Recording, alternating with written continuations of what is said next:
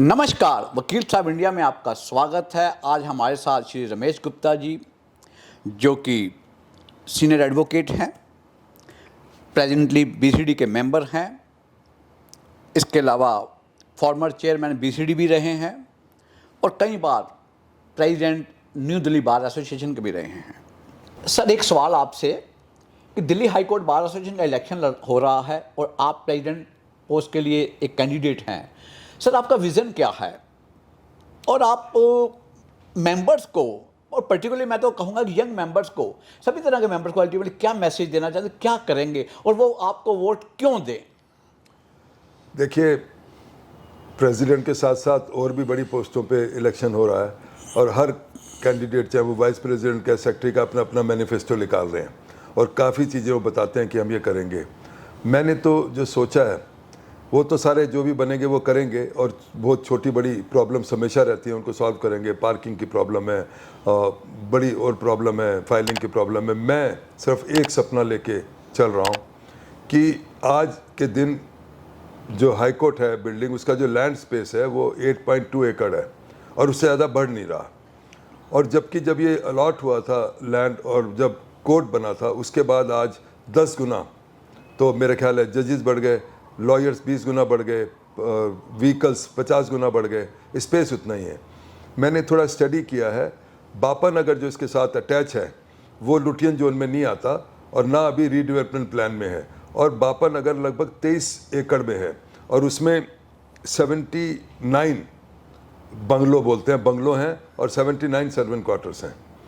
तो मेरी पूरी ताकत होगी और मैं सोचता हूँ संभव है कि मैं एक प्लान बनाकर सरकार के पास जाऊंगा और ये जो 23 एकड़ लैंड है ये मैं हाई कोर्ट के लिए एक्वायर करूंगा और उसके बाद एक बड़ा जुडिशियल प्रोजेक्ट उसमें बनकर आएगा। और मैं समझता हूँ कि रीडेवलपमेंट प्लान ये जो बना था बापा नगर 1962 में बना था और इनकी फ्लैट्स की जो ऑफिशियल म्याद रखी गई थी वो 60 साल रखी गई थी। इसी तरह मोतीबाग, नारोजी नगर, सरोजनी नगर, INA, किदवाई नगर, इनकी भी म्याद 60 साल थी, वो सारे टूट चुके हैं और रीडेवलपमेंट प्लान में मल्टी स्टोरी वहाँ बन चुके हैं। सर, यंग एडवोकेट को, लॉयर्स को और लेडीज मेंबर्स को आप क्या एश्योरेंस देना चाहेंगे?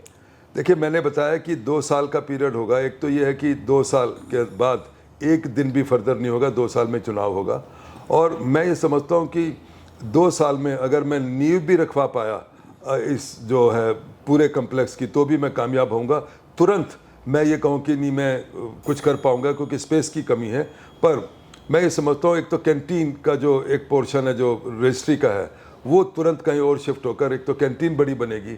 अगर कैंटीन बड़ी बनेगी और उसमें सेज बड़ा बनेगा तो लेडीज़ बार रूम को या तो कहीं और शिफ्ट करेंगे या उसके लिए बड़ा स्पेस लेने की कोशिश करूँगा, क्योंकि लेडीज़ भी बहुत ज़्यादा हो गई हैं और मतलब लेडी लॉयर्स हैं, उनके लिए स्पेस बहुत कम है क्योंकि उनको थोड़ा सा कभी कभी अपने कपड़े वगैरह भी ठीक करने हैं, कई चीज़ें करनी है, उनको ज़्यादा ज़रूरत है। इसके अलावा मैंने देखा यंग लॉयर्स को कई बारी अगर स्पेस नहीं है तो उनको लैपटॉप रख के कहीं वो थोड़ा सा काम कर सकें, उतना भी नहीं है। एक तो इंटरनेट की बड़ी दिक्कत है, कैसे होगा मुझे नहीं पता, पर इंटरनेट का जो भी बेस्ट सोल्यूशन होगा वो करने की कोशिश करूँगा। और कहीं अगर स्पेस मिल सकेगा, क्योंकि एक नया कम्प्लेक्स भी आने वाला है, वहाँ भी लॉयर्स को कम से कम बैठ के टेबल पर, चाहे उसको 3 फुट की जगह मिले और फिक्स ना हो, जो भी लॉयर पहले आ जाए उसको वो जगह मिले और वहाँ काम करने का उसको सुविधा मिले, क्योंकि सारा दिन बैठने का कोई मतलब नहीं है।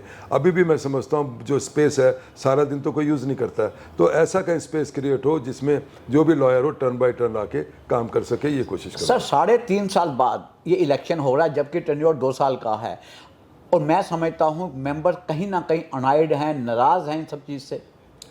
देखिए, मैं भी एग्जीक्यूटिव में था, सीनियर डेजिग्नेटेड में।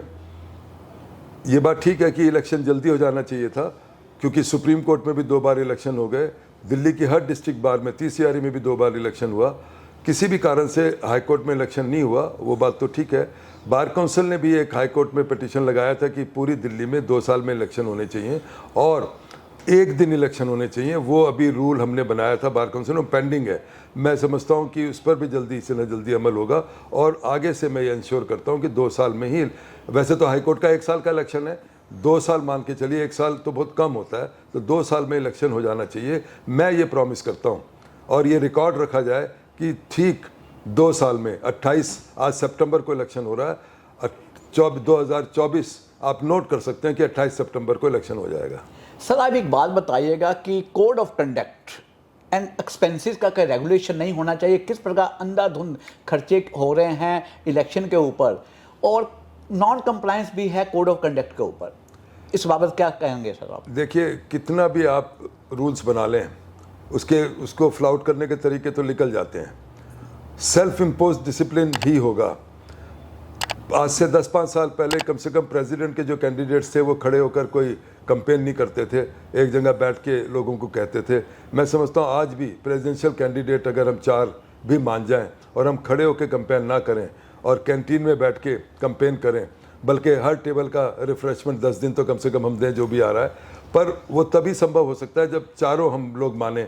बाकी रही और बात, बिल्कुल मैं एग्री करता हूँ, ये जो पोस्टर लगते हैं बाहर सड़कों पे और होर्डिंग्स हैं, उससे बड़ा गंदा इंप्रेशन जाता है। अभी भी मैंने देखा पटियाला उसमें कुछ होर्डिंग लगे हुए हैं जो हमारे कैंडिडेट्स हैं, तो वो तो आरओ के ऊपर है। उसको स्ट्रिक्ट ये कहना चाहिए कि अगर किसी का भी होर्डिंग मिला तो उसकी कैंडिडेचर कैंसिल कर दी जाएगी, तो उनको सख्त होना पड़ेगा। पटियाला उसमें भी जो इलेक्शन हुआ उसमें काफ़ी सख्ती से इस बात का पालन हुआ और कहीं कोई होर्डिंग नहीं लगी। सर आप समझते हैं कि सुप्रीम कोर्ट के अंदर पब्लिक डिबेट होता है, और मैंने भी कई बार पब्लिक डिबेट के अंदर पार्टिसिपेट किया है जब मैं सेक्रेटरी का इलेक्शन लड़ा था, तो आपने समझते ये बेस्ट वे है पब्लिक डिबेट जो एटलीस्ट जो प्रेसिडेंट और सेक्रेटरी के इलेक्शन के लिए?